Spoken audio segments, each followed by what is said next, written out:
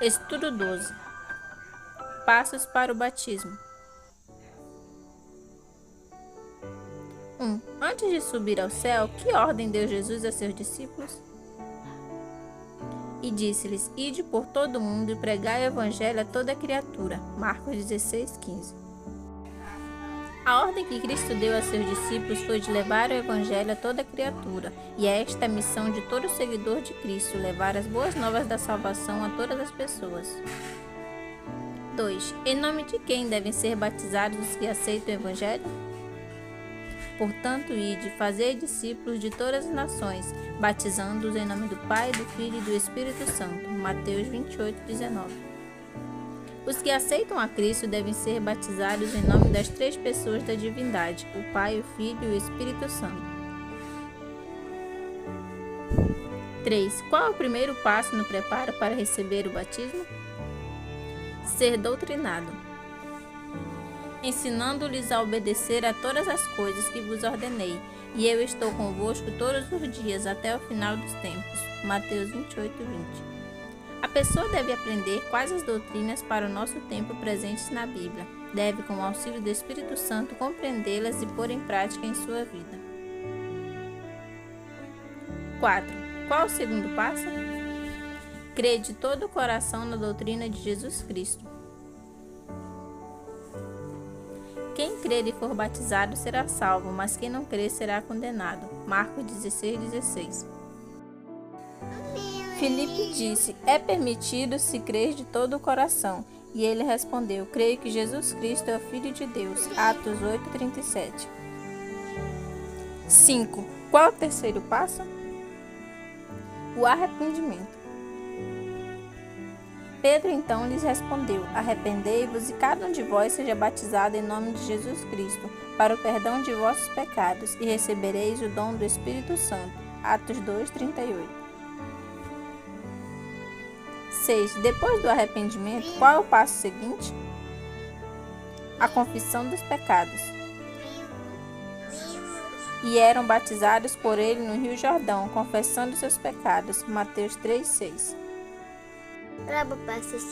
Quem encobre suas transgressões jamais prosperará, mas quem as confessa e as abandona alcançará a misericórdia. Provérbios 28:13.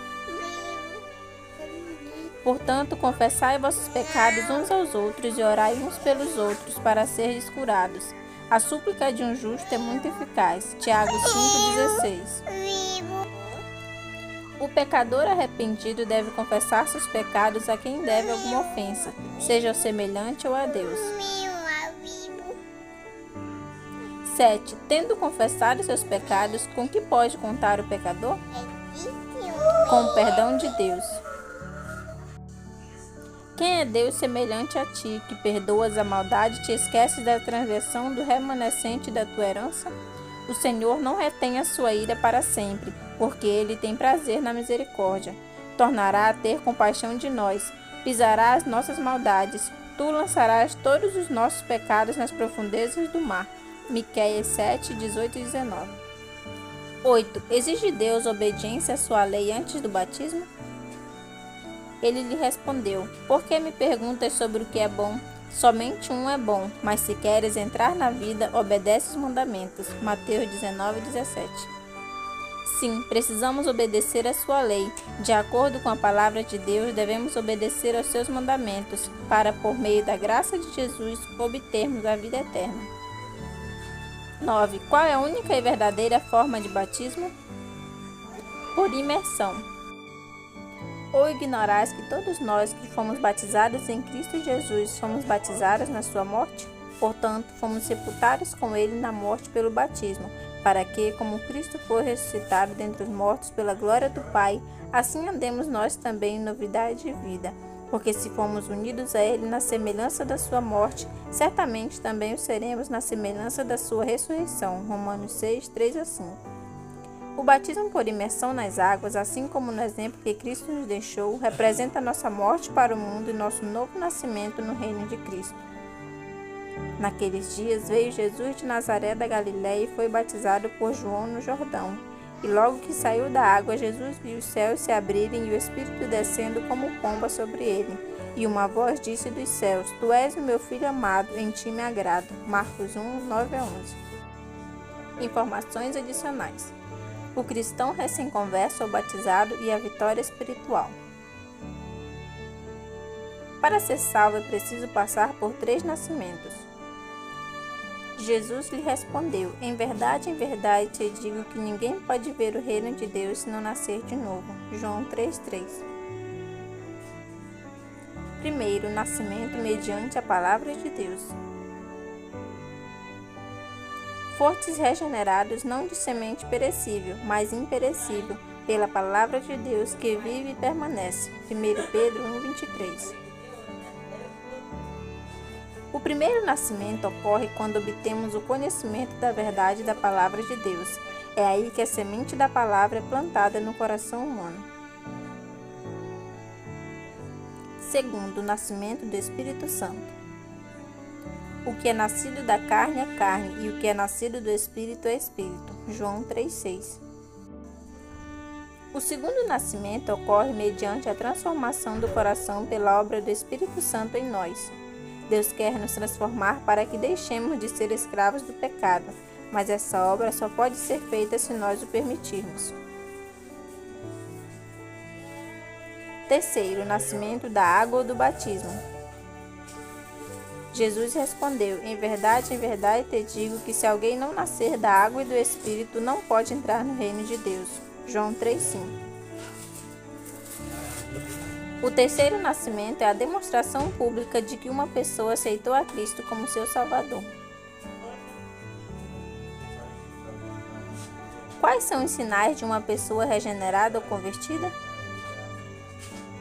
Tristeza pelo pecado e abandono do mesmo. Ó Deus, compadece-te de mim, segundo o teu amor. Apaga minhas transgressões por tuas grandes misericórdias. Lava-me completamente da minha iniquidade, purifica-me do meu pecado. Salmos 51, 1 e 2. Alguém estar convertido não significa que nunca mais cometerá erros, pois como pecadores estamos sujeitos às tentações de Satanás. Porém, através da comunhão com Deus, pode-se abandonar o pecado e descansar na certeza de que tem um Salvador intercedendo por sua alma junto ao Pai. Meus filhinhos, eu vos escrevo estas coisas para que não pequeis. Mas se alguém pecar, temos um advogado junto ao Pai, Jesus Cristo, o justo. 1 João 2:1. O ímpio deve deixar o seu caminho e o homem mau os seus pensamentos. Volte-se para o Senhor, que se compadecerá dele. Volte-se para o nosso Deus, porque é rico em perdoar. Porque os meus pensamentos não são os vossos pensamentos, nem os vossos caminhos são os meus caminhos, diz o Senhor. Isaías 55, 7 e 8. Obediência à lei de Deus. Obedecer à lei de Deus significa amar a Deus. O cumprimento da lei é o amor a Deus e ao próximo. Quem ama a Deus obedece aos seus mandamentos. Se me amardes, obedecereis aos meus mandamentos. João 14:15. Aquele que tem os meus mandamentos e a eles obedece, esse é o que me ama. E aquele que me ama será amado por meu Pai, e eu o amarei e me manifestarei a ele. João 14:21. O amor não faz o mal ao próximo, de modo que o amor é o cumprimento da lei. Romanos 13:10. A lei de Deus é a mesma, pois ela é descrita no Antigo Testamento e confirmada no Novo. Somos reconhecidos por Deus como seu povo através da obediência à sua lei. E sabemos que o conhecemos se guardarmos seus mandamentos. Aquele que diz eu conheço e não guarda seus mandamentos é mentiroso, e a verdade não está nele. Mas todo que guarda a sua palavra, neste o amor de Deus tem de fato se aperfeiçoado. E assim sabemos que estamos nele. Quem afirma estar nele também deve andar como ele andou. Amados, não vos escrevo um mandamento novo, mas antigo, que tendes desde o princípio. Esse mandamento antigo é a palavra que ouvistes. 1 João 2, 3-7.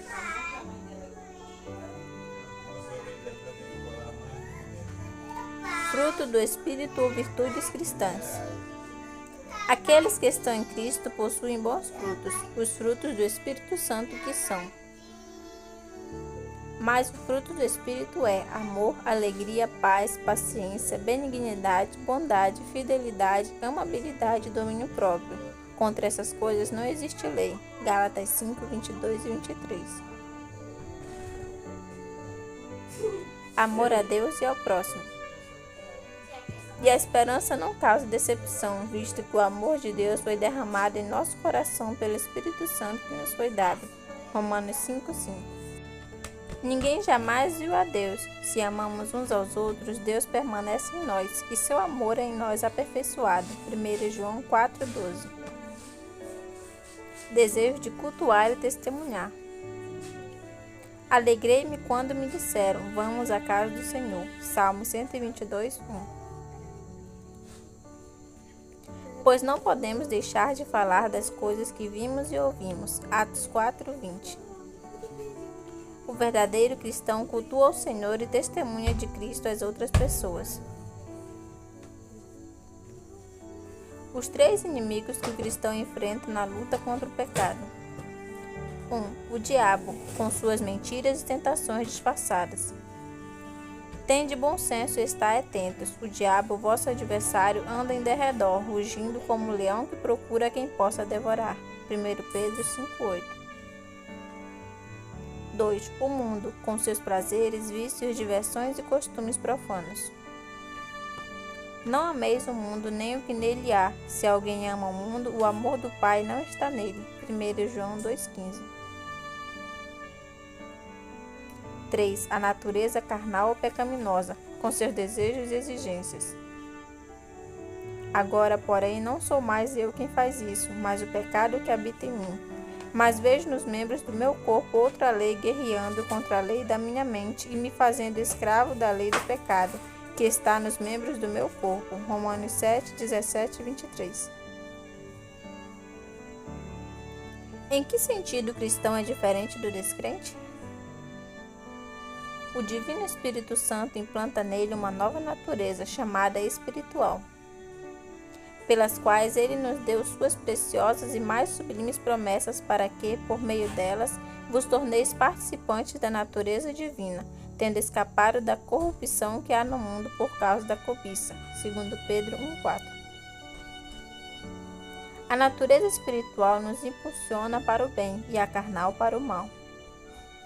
Desse modo, descubro esta lei em mim. Quando quero fazer o bem, o mal está presente em mim, porque no que diz respeito ao homem interior, tenho prazer na lei de Deus.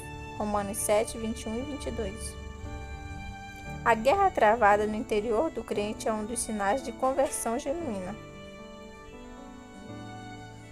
O que Cristo fez com nossa velha natureza carnal? Ele pregou-a na cruz. Pois sabemos isto, a nossa velha natureza humana foi crucificada com ele, para que o corpo sujeito ao pecado fosse destruído, a fim de não servirmos mais ao pecado. Romanos 6:6. O que devemos fazer com essa natureza carnal herdada de Adão? Portanto, assim como o pecado entrou no mundo por um só homem, e pelo pecado a morte, assim também a morte passou a todos os homens, pois todos pecaram. Romanos 5:12. Eu nasci em iniquidade, e em pecado minha mãe me concebeu. Salmos 51:5. Devemos mantê-la como morta, isto é, quando ela tentar nos dizer o que devemos fazer, devemos recusar obedecer às suas ordens, considerando-a como morta. Assim também considerai-vos mortos para o pecado, mas vivos para Deus em Cristo Jesus. Portanto, não reine o pecado em vosso corpo mortal, a fim de obedecer aos seus desejos. Tampouco apresenteis os membros do vosso corpo ao pecado como instrumentos do mal, mas apresentai-vos a Deus como vivificados dentre os mortos, e apresentai os membros do vosso corpo a Deus como instrumentos de justiça. Romanos 6:11-13. Quando será erradicada nossa natureza pecaminosa? Só na volta de Jesus. Amados, somos filhos de Deus e ainda não se manifestou o que havemos de ser, mas sabemos que, quando Ele se manifestar, seremos semelhantes a Ele, pois o veremos como Ele é. 1 João 3:2. Qual deve ser nossa atitude com respeito à nossa natureza espiritual? Devemos alimentá-la ou fortalecê-la, com o estudo da Bíblia, oração, adoração ou frequência à igreja, e através da atividade missionária. Guardei a tua palavra no meu coração para não pecar contra ti. Salmo 119:11.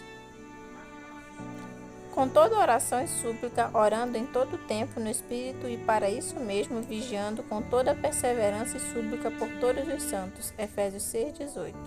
E perseverando de comum acordo todos os dias no templo, e partindo o pão em casa, comiam com alegria e simplicidade de coração.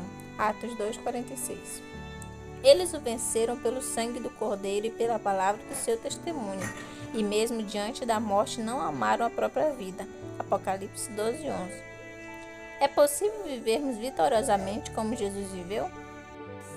Por nós mesmos é impossível, mas através de uma segunda pessoa, o Espírito Santo, que é maior que a nossa natureza carnal, nosso inimigo interno, e maior que Satanás, nosso inimigo externo, podemos ser mais que vencedores.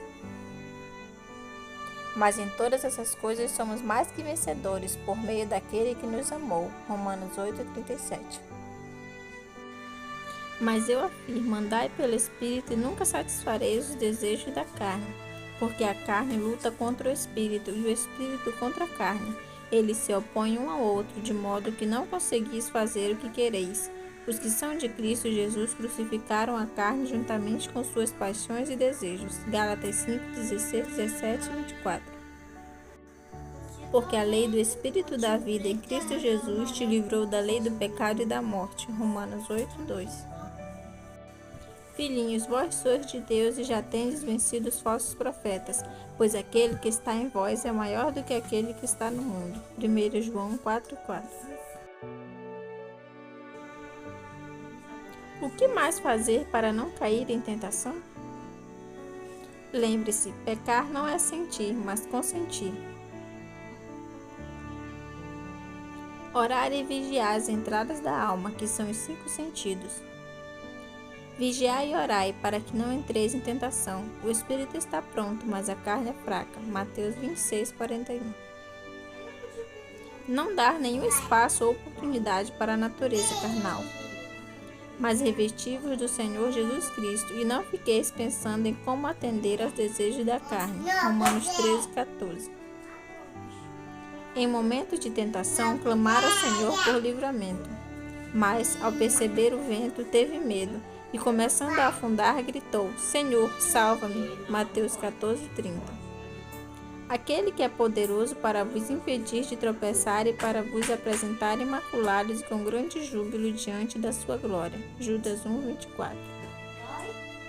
Caso pecarmos, devemos confessar os pecados a Cristo, nosso mediador, e nos arrependermos deles ou abandoná-los, a fim de não permitirmos que o pecado reine em nosso corpo, colocando em risco nossa salvação.